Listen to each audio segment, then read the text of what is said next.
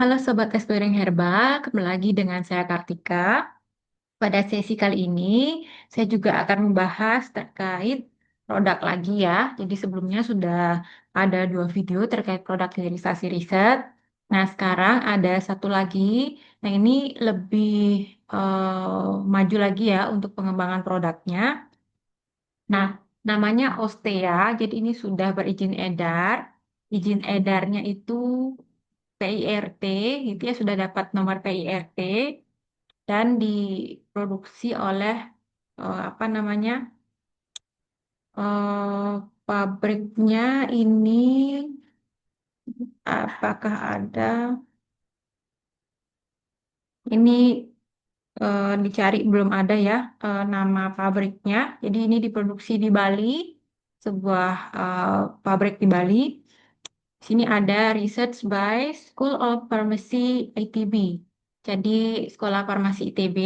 Nah, ini merupakan hasil hilirisasi riset disertasi saya. Jadi ostea, os artinya tulang dan ti gitu ya, osti. Oh, ini T-nya teh. Jadi ini berupa sediaan teh herbal yang masuk ke golongan pangan olahan. Nah, tidak ada klaim gitu ya, walaupun dari nama ini sudah eh, diperuntukkan nanti target sasarannya adalah untuk kesehatan tulang. Nah, sebelumnya sudah kita bahas terkait disertasi saya yaitu menggunakan sirih bumi ya. Kita sudah bahas uh, di video sirih bumi untuk osteoporosis. Nah, ini berangkat dari hasil riset itu, kemudian pertimbangan dosis efektif gitu yang dikonversi ke penggunaan manusia berupa rajangan teh gitu ya. Nah, itu sudah disesuaikan dengan satu kantung dari teh ini dan sudah disesuaikan penggunaannya gitu ya untuk supaya sesuai dengan dosis efektif ketika pada pengujian hewan. Itu yang saya pernah lakukan dulu. Nah, mengingat rasa sirih Cina atau sirih bumi itu agak apa ya, agak pedas gitu ya sedikit dan kurang nyaman kalau digunakan sendiri. Mungkin yang belum biasa kalau digunakan tunggal agak eh, mungkin kurang nyaman. Sehingga di sini ada diformulasikan gitu ya untuk menjamin kesukaan konsumen karena itu merupakan salah satu faktor produk-produk kesehatan itu diterima gitu ya. Jadi tidak harus apa namanya kalau tetap pahit dan tidak enak digunakan, bagaimana caranya orang menggunakan obat tradisional. Padahal obat tradisional itu atau sajian seperti ini itu butuh penggunaan dalam jangka waktu yang agak lama gitu yang cukup lama supaya efeknya muncul sehingga harus dijamin rasa itu ya cocok gitu ya pada konsumen sehingga konsumen patuh untuk menggunakan dalam jangka waktu panjang. Sehingga di sini di komposisi di ingredientnya ada Camellia sinensis itu daun teh ya yang kita kenal sebagai teh. Kemudian Hibiscus sabdariffa yaitu Rosella. Jadi di sini eh, apa namanya sudah diformulasi, digunakan bahan-bahan pilihan dengan komposisi yang juga sudah diuji cobakan gitu ya.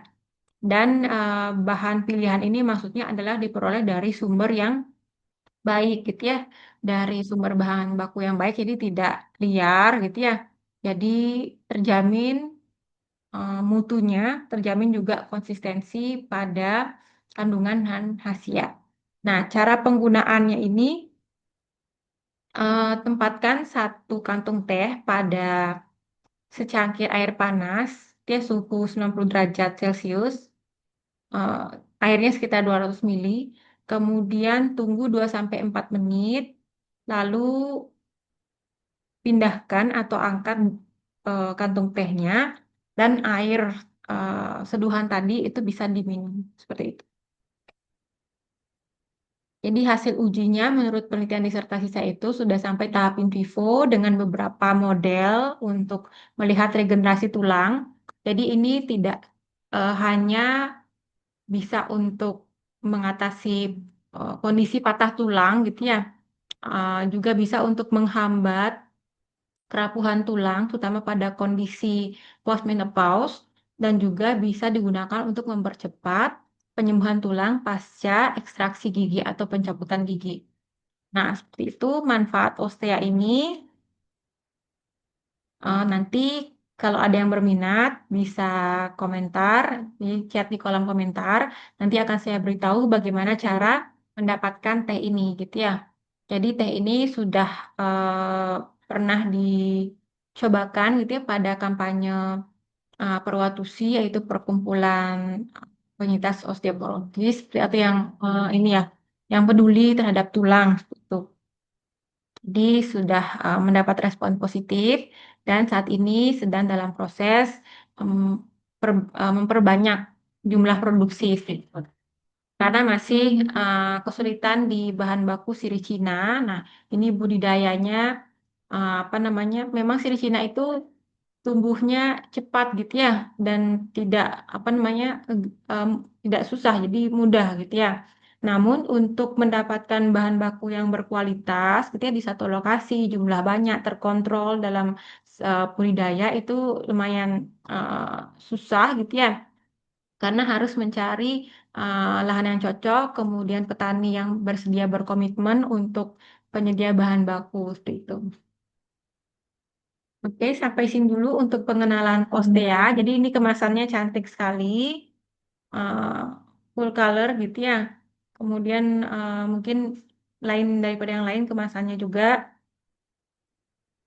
Nah, silahkan dicoba. Ini uh, tehnya enak dan baik untuk tulang. Jadi kombinasinya ini tidak hanya mencari sebatas rasa tentunya, namun juga mempertimbangkan komposisi. Jadi antar tiga bahan ini saling mendukung. Jadi teh dan rosella juga punya aktivitas ke tulang.